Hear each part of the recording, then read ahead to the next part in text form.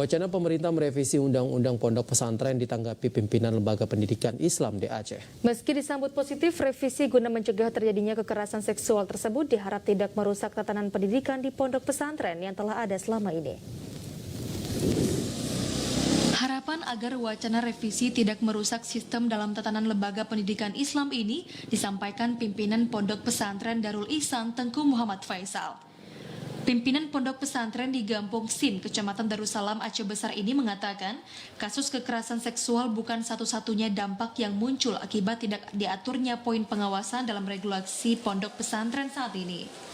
Lebih dari itu, permasalahan juga dipicu tumpang tindihnya penertiban izin operasional. Kondisi ini dinilai menjadi penyebab menjamurnya pondok-pondok pesantren eksklusif yang tidak saja berpeluang melakukan kegiatan tapi juga perilaku menyimpang.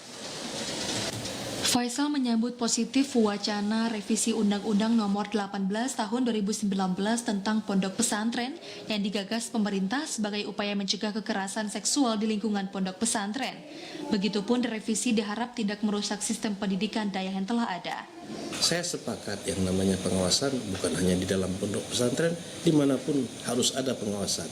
Dan kita juga bisa melihat dalam tatanan pemerintahan kita begitu berlapis-lapisnya pengawasan keuangan misalnya. Begitu juga di pondok pesantren saya kira.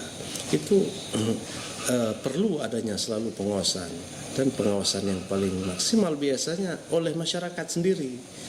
Oleh masyarakat sekitar pondok pesantren yang selalu berdampingan dengan pondok pesantren, itulah pengawas yang paling bisa diharapkan. Di sisi lain, Faisal juga mempertanyakan kasus kekerasan seksual yang menimpa sejumlah peserta didik di lembaga pendidikan yang disebut Pondok Pesantren di Bogor, Jawa Barat. Ia berharap peristiwa ini tidak berdampak negatif bagi semua pondok pesantren, karena peristiwa kekerasan seksual tidak saja terjadi di lembaga pendidikan tersebut, tapi juga di sekolah-sekolah umum bahkan di lingkungan kampus. Usul merevisi Undang-Undang Nomor 18 Tahun 2019 tentang pondok pesantren disampaikan Wakil Menteri Agama Zainud Tauhid Saadi dalam rapat bersama DPR RI 13 Januari lalu. Revisi dinilai sebagai upaya mencegah terjadinya kasus kekerasan seksual di lingkungan pondok pesantren akibat masih lemahnya regulasi tersebut.